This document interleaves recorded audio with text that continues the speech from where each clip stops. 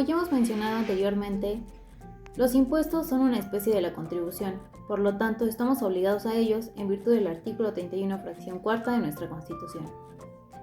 En específico hablaremos de la Ley del Impuesto sobre la Renta en su artículo 9, donde prevé la forma en que las personas morales deben calcular la contribución del impuesto sobre la renta. Se prevé la tasa que deben aplicar y así como la forma en que se determina el resultado fiscal del ejercicio. Derivado del artículo 9, obtenemos la siguiente fórmula, donde en primer lugar se encuentran los ingresos acumulables, que son todos los pasivos que obtienen las personas morales con independencia de su fuente de procedencia. Y esto se va a tomar como base gravable, que es la cantidad o monto a la cual se le aplica la cuota o tarifa, para determinar la contribución, que en este caso es el impuesto sobre la renta. A los ingresos acumulables se les restan las deducciones autorizadas, que se explicarán más adelante, al igual que la participación de los trabajadores en las utilidades de las empresas. Esto, como ya lo sabemos, es el 10%, y esto nos dará igual a la utilidad fiscal, debiéndole restar las pérdidas fiscales que se obtienen de la diferencia entre los ingresos acumulables del ejercicio y las deducciones autorizadas por la ley. Esto nos dará el resultado fiscal. Se multiplicará por la tasa, que en este caso el artículo estipula que es el 30%, por lo que nos dará igual al impuesto sobre la renta causado. Para poner en práctica la fórmula obtenida del artículo 9, supondremos lo siguiente. Una persona moral tiene de ingresos acumulables 1.000.000 de pesos, de los cuales deberá restar 800.000 por deducciones autorizadas y 50.000 por la participación de los trabajadores en las utilidades. Esto dando una utilidad fiscal de 150.000 pesos. En este caso, no existen pérdidas fiscales, por lo que automáticamente se convierte en el resultado fiscal, los mismos 150.000 pesos. Se multiplicará la tasa del 30%, obteniendo 45.000 pesos. Para una mayor comprensión, realizaremos otro ejercicio, donde la persona moral tiene 750.000 pesos de ingresos acumulables, por lo que se le restarán 98.000 por deducciones autorizadas y 25.000 por la participación de los trabajadores en las utilidades, obteniendo como utilidad fiscal 627.000, a lo que se le restarán las pérdidas fiscales, que en este caso sí existen, que son 15.000 pesos, obteniendo como resultado fiscal 612.000 pesos. Multiplicado por el 30%, se obtendrán 18.360. Las deducciones se encuentran establecidas en la Ley de Impuestos sobre la Renta en los artículos del 25 al 30, en las cuales señala una serie de conceptos que van a ser deducibles. En las primeras fracciones menciona sobre las devoluciones, descuentos o bonificaciones sobre las ventas. También habla sobre los costos de lo vendido, gastos netos, inversiones, créditos incobrables, pérdidas en el caso fortuito o fuerza mayor, cuotas patronales del IMSS también, intereses devengados a cargo, ajustes anuales por la inflación, anticipos y aportaciones para reservas de pensiones y jubilación. En cuanto a los tipos de deducciones, encontramos a las deducciones autorizadas, las cuales son establecidas por la ley y en estas son una opción para poder disminuir los ingresos. Las no autorizadas o no deducibles son aquellas que no pueden intervenir en el detrimento de los ingresos.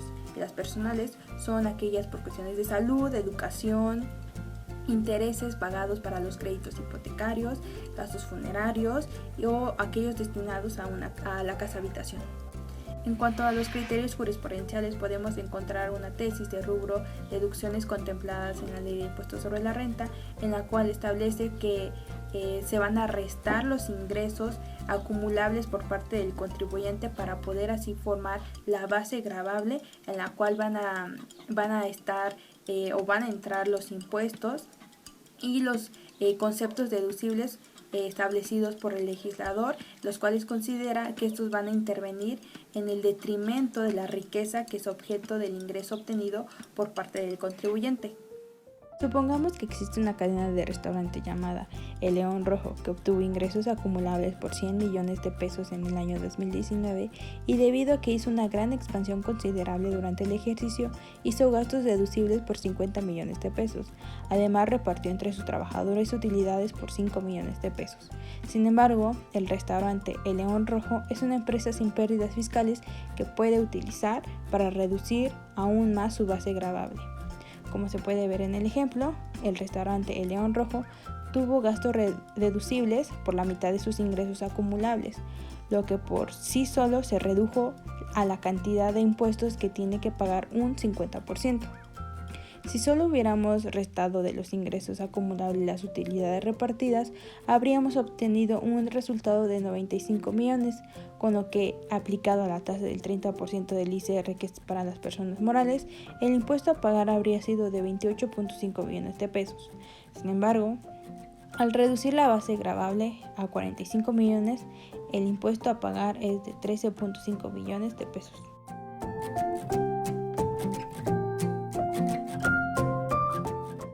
En el caso de las personas físicas tenemos a Juan, que es un diseñador gráfico con un sueldo bruto de 20,000 pesos mensuales, el cual le corresponde pagar una cuota fija mensual de 1,271.87 pesos y una tasa sobre el excedente del límite inferior del 21.36%.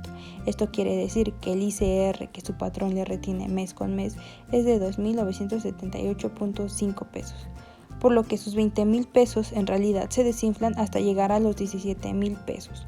Su sueldo neto anual es de 240,000 pesos, la tarifa fija anual es de 15,262.49 pesos y la tasa sobre el excedente es la misma del 21.36%. La cantidad de dinero que paga por concepto del ICR al año normalmente sería de 35,742 pesos. Sin embargo, Juan decidió hacer su propia declaración anual para poder tener la oportunidad de deducir sus gastos personales, tales como los gastos médicos, colegiaturas, mismos que ascendieron a los 20,000 pesos durante el año. De esta forma, la base gravable de Juan se redujo a 220,000 pesos, con lo que su impuesto anual se redujo a 31,470.6 pesos. Y el fisco tuvo que devolverle la diferencia de 4,272 pesos. La pérdida fiscal se encuentra establecida dentro del artículo 57 de la Ley del Impuesto sobre la Renta, en la cual nos habla que se obtendrá de la diferencia entre los ingresos acumulables del ejercicio y las deducciones autorizadas por esta ley, cuando el monto de estas últimas sea mayor que los ingresos. El resultado obtenido se incrementará, en su caso, con la participación de los trabajadores en las utilidades de las empresas pagadas en el ejercicio en los términos del 123 de la Constitución Política de los Estados Unidos Mexicanos.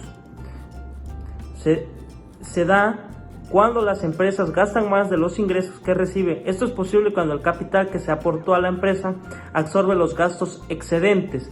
Es decir, ejemplificando, una empresa reporta en un año fiscal más pasivos que activos. Esto debe estar simplificado en los estados financieros, en el estado de resultados, en el reporte de pérdidas y ganancias.